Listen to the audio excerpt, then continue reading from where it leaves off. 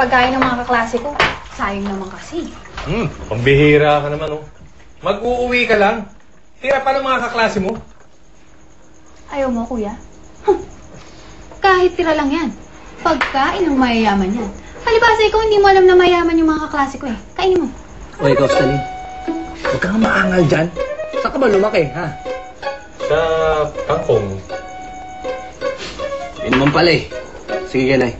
Patikin mo na to. Sige, gusto ko matikman yung pagkain ng mga mayayaman eh. Ay, naku kuya. Ako na nagsasabi sa'yo, napakasarap.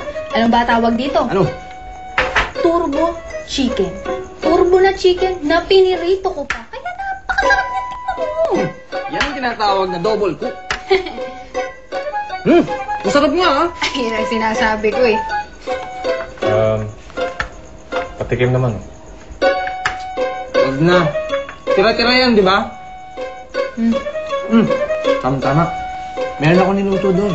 Paksiw na galunggong. Yun ang tirahin mo. Hindi tira-tira yun. Bagay. Bihira ka naman, eh. Araw-araw nating ulam yun, eh. Patikim na. Kayo naman, masyado kayong maarte, eh.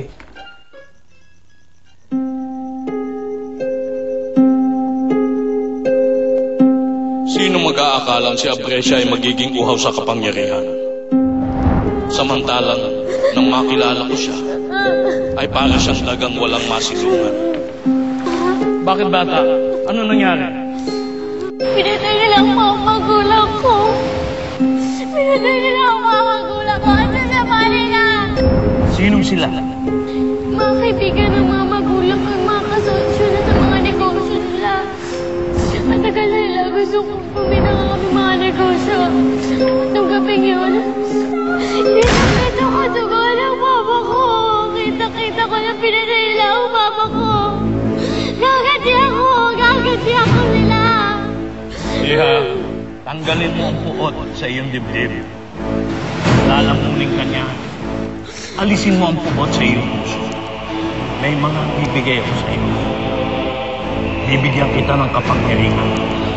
Pero, gamitin mo ito sa kabutihan. Yan ang papawi sa puot sa iyong puso.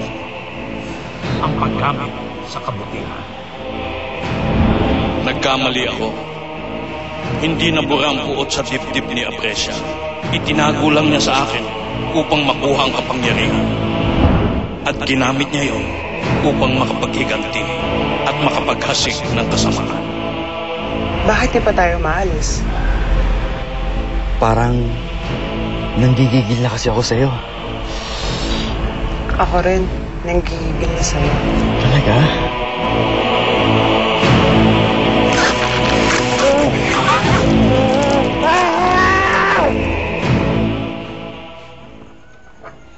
Stalin, maghugas ka na nga.